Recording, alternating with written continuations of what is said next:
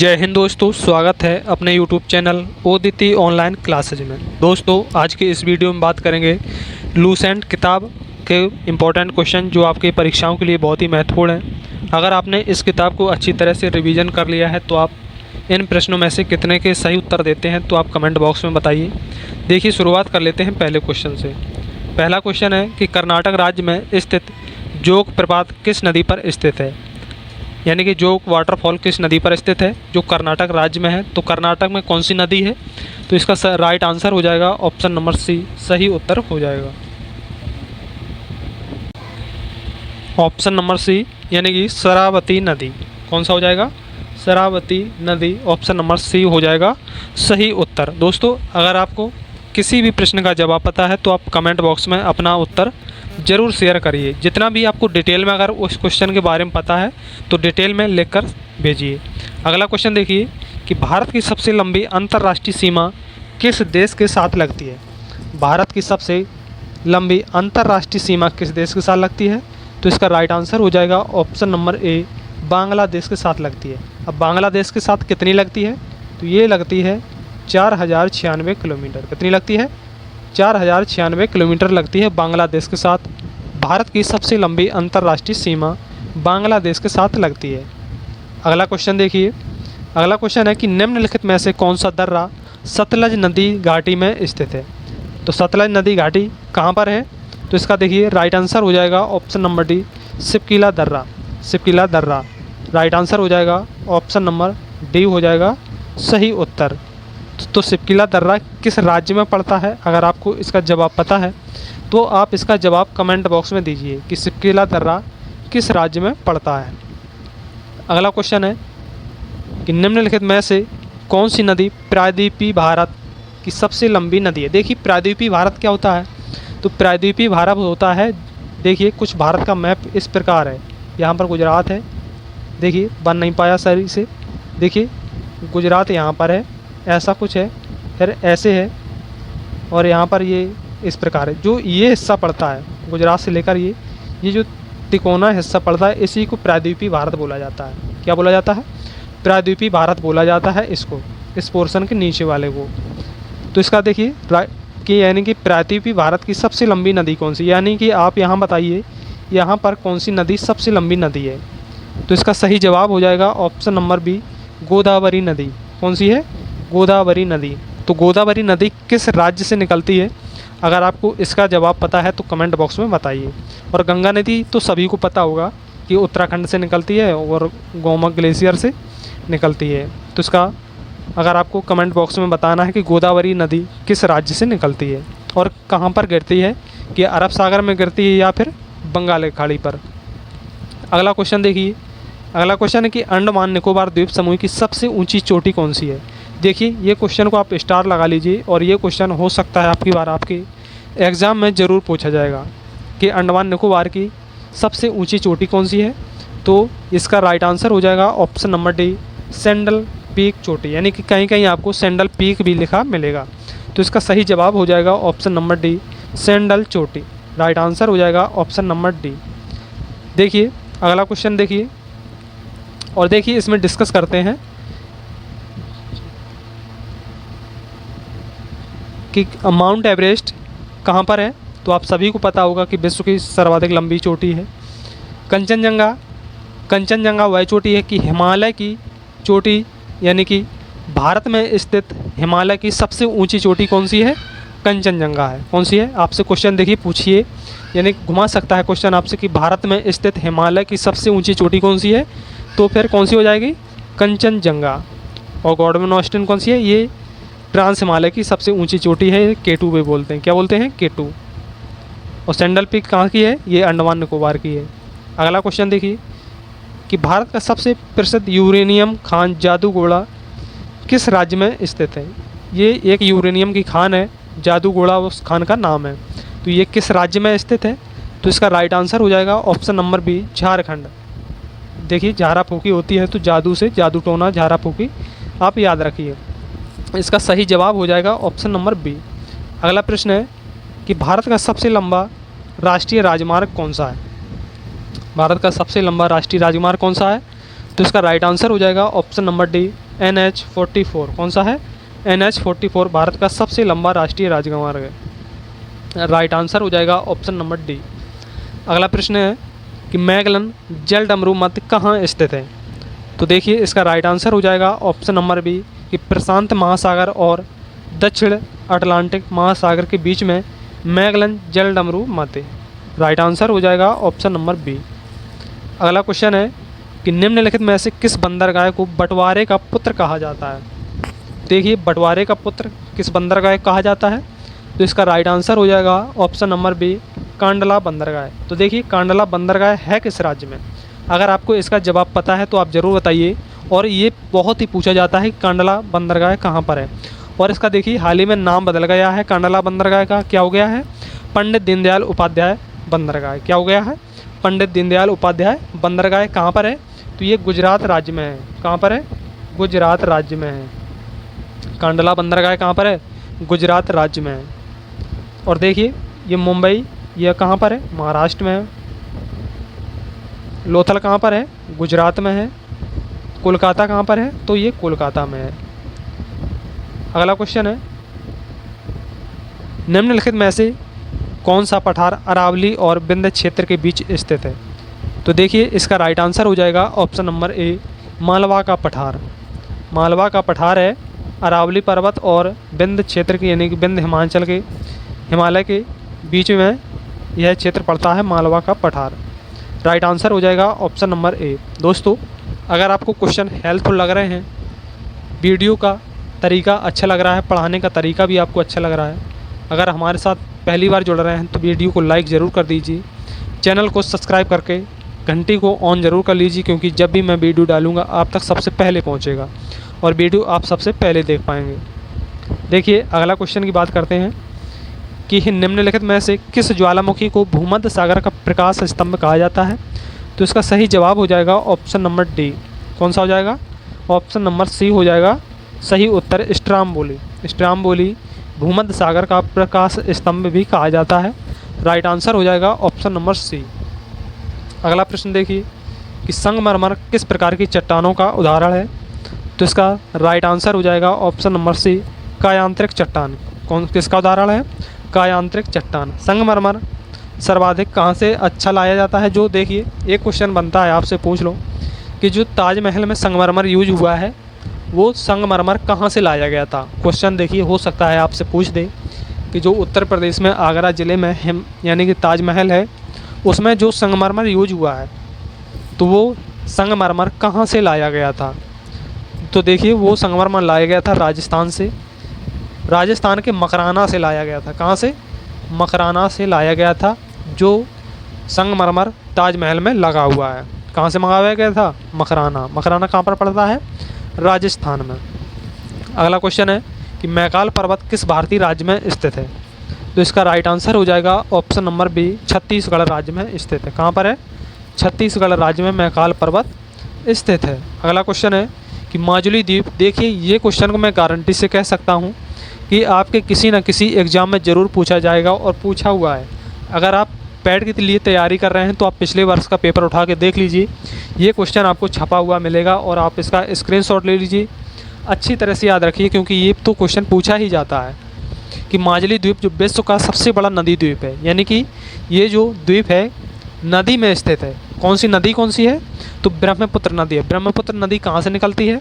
ब्रह्मपुत्र नदी तिब्बत यानी कि चीन से निकलती है, अरुणाचल प्रदेश से होकर असम में जब आती है तो ये कहाँ पर पड़ता है? द्वीप होता है कि जिसके चारों तरफ जल हो, यानी कि चारों तरफ पानी हो, तो उसी को द्वीप कहा जाता है। उसी यानी कि अब तो ये ज़िला बना दिया है माजुली ज़िला, इसी पर एक ज़िला यानी कि इतना बड़ा द्वीप है कि एक ज़िला भी बना दिया है, तो उसका नाम क्या है? माजुली द्वीप। ये विश्व का सबसे बड़ा नदी द्वीप है। तो इसका राइट आंसर यानी किस भारतीय राज्य में है? तो ये असम में है। कहाँ पर है? असम राज्य में स्थित है। आपको याद रखना है, क्वेश्चन इसी प्रकार लिख कर आएगा कि विश्व का सबसे बड़ा यानी कि नदी द्वीप कौन सा है? तो आपका सही जवाब हो जाएगा माजुली द्वीप। किस राज्य में पड़ता है? असम राज्य में पड़ता है। किस नदी पर है? तो ब्रह्मपुत्र नदी पर है। अगला क्वेश्चन देखिए कि वैज्ञानिकों के अनुसार हिमालय के अस्तित्व में आने से पहले यानी कि हिमालय के पहले वहाँ पर कौन सा सागर था? तो देखिए राइट आंसर हो जाएगा ऑप्शन नंबर बी टेथिस सागर था। जब टेथिस सागर देखिए प्लेटें थी एक तैतीस सागर था, एक था गोंडवाना लैंड प्लेट। जब दोनों आपस में ये टकराई थी तभी पर्वत का यानी कि हिमालय का निर्माण हुआ था। तो ऐसा अनुमान लगाया जाता है।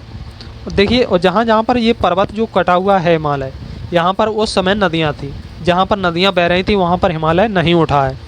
तो देखिए, हिमालय के अस्तित्व में आने से पहले इसके स्थान पर कौन सा सागर था, तो तैतीस सागर, आप याद रखिए।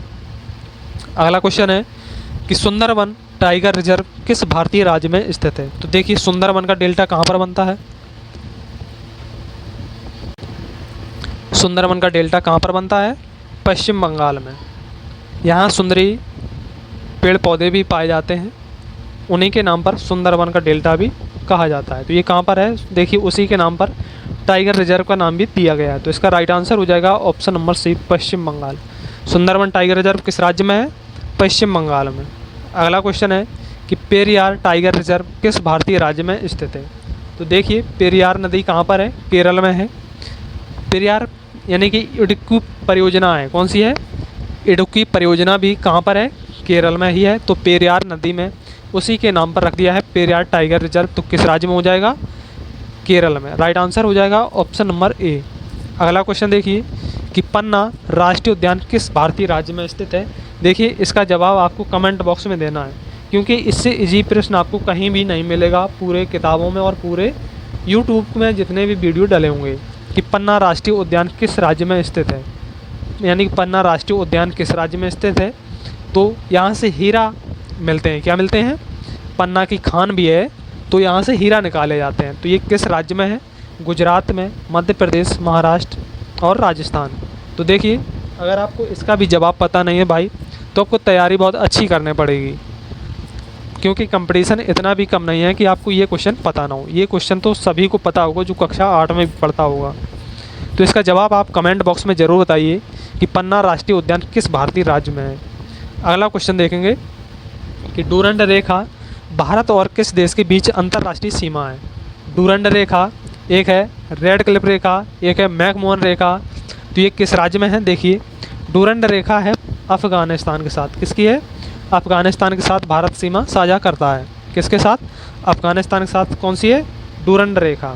चीन के साथ कौन सी है, मैकमोहन रेखा। कौन सी है, मैकमोहन रेखा किसके साथ है, चीन देश के साथ है। पाकिस्तान की तो भाई रेड क्लिफ, कौन सी है, रेड क्लिफ किसके साथ है, ये पाकिस्तान के साथ है। आप तीनों याद रखिए। अगला क्वेश्चन देखिए कि दक्षिण भारत के किस क्षेत्र से होकर पृथ्वी की विषुवत चुंबकीय रेखा गुजरती है। तो इसका राइट आंसर हो जाएगा ऑप्शन नंबर ए, त्रिवेंद्रम से। कहाँ से गुजरती है, त्रिवेंद्रम से। अगला क्वेश्चन है कि भारत के किस राज्य में सर्वाधिक खनिज का उत्पादन होता है। भारत के किस राज्य में सर्वाधिक खनिज का उत्पादन होता है। तो सही जवाब हो जाएगा ऑप्शन नंबर सी, कहाँ से होता है, राजस्थान से। अगला क्वेश्चन है कि निम्नलिखित में से किसके उत्पादन में भारत का विश्व में प्रथम स्थान है। यानी कि किसके उत्पादन में भारत का प्रथम स्थान है, धान, दाल, चीनी या इनमें से सभी। तो इसका राइट आंसर हो जाएगा ऑप्शन नंबर बी, दाल। राइट आंसर हो जाएगा ऑप्शन नंबर बी। अगला क्वेश्चन है कि भारत विश्व के लगभग 1/4 के विक्षेप के लिए जाना जाता है। किसके लिए जाना जाता है, लोहा, तांबा, अम्बरक और चांदी। किसके लिए, तो राइट आंसर हो जाएगा ऑप्शन नंबर सी, अम्बरक के लिए। भारत विश्व के लगभग 1/4 विक्षेप के लिए जाना जाता है, किसके, अम्बरक के लिए। अगला क्वेश्चन है कि भारत के तमिलनाडु राज्य में हौजरी उद्योग के लिए सबसे प्रसिद्ध केंद्र कौन सा है। तो राइट आंसर हो जाएगा ऑप्शन नंबर ए, कोयम्बटूर। कौन सा है, कोयम्बटूर। राइट आंसर हो जाएगा ऑप्शन नंबर ए। अगला प्रश्न है कि छत्तीसगढ़ राज्य का बेलाडीला किसके लिए प्रसिद्ध है। छत्तीसगढ़ राज्य में पड़ता है एक बेलाडीला, किसके लिए प्रसिद्ध है। तो राइट आंसर हो जाएगा ऑप्शन नंबर बी, लौह अयस्क के लिए प्रसिद्ध है, क्या, बेलाडीला।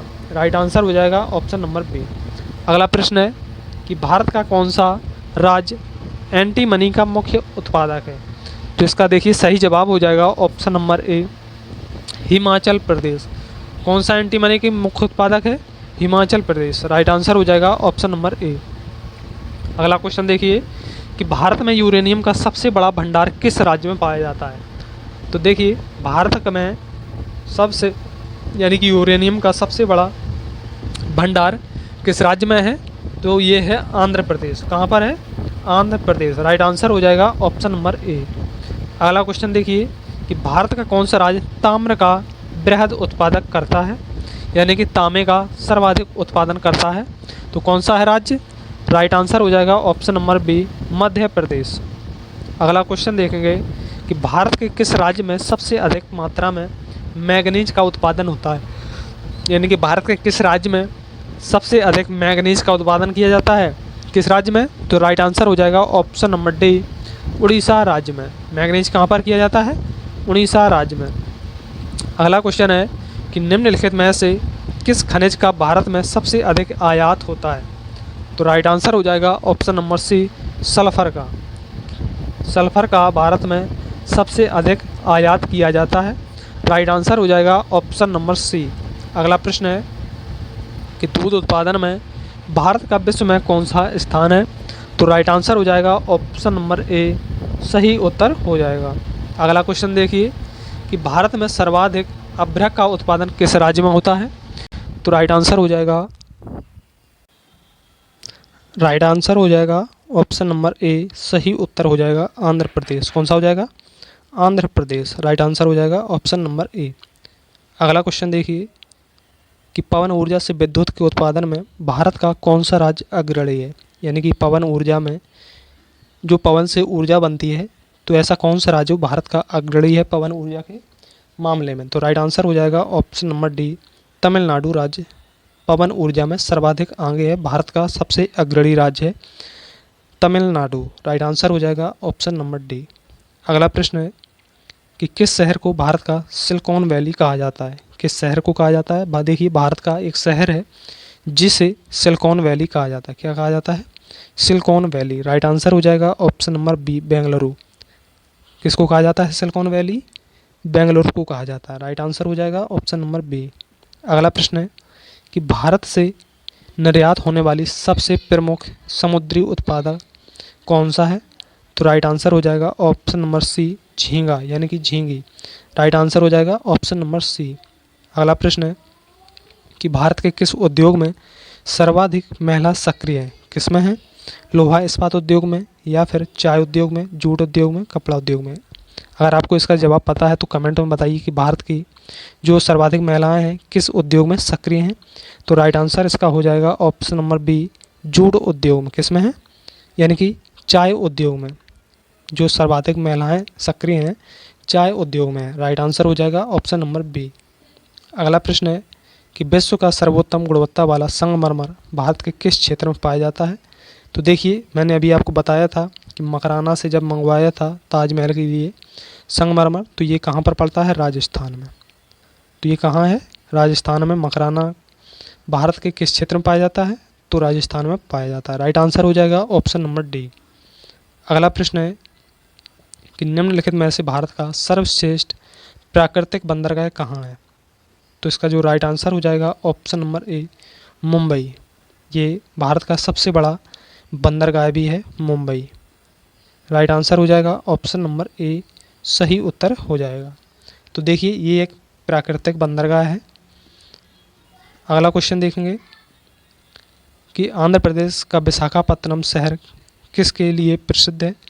तो राइट आंसर हो जाएगा ऑप्शन नंबर सी, जहाज निर्माण के लिए।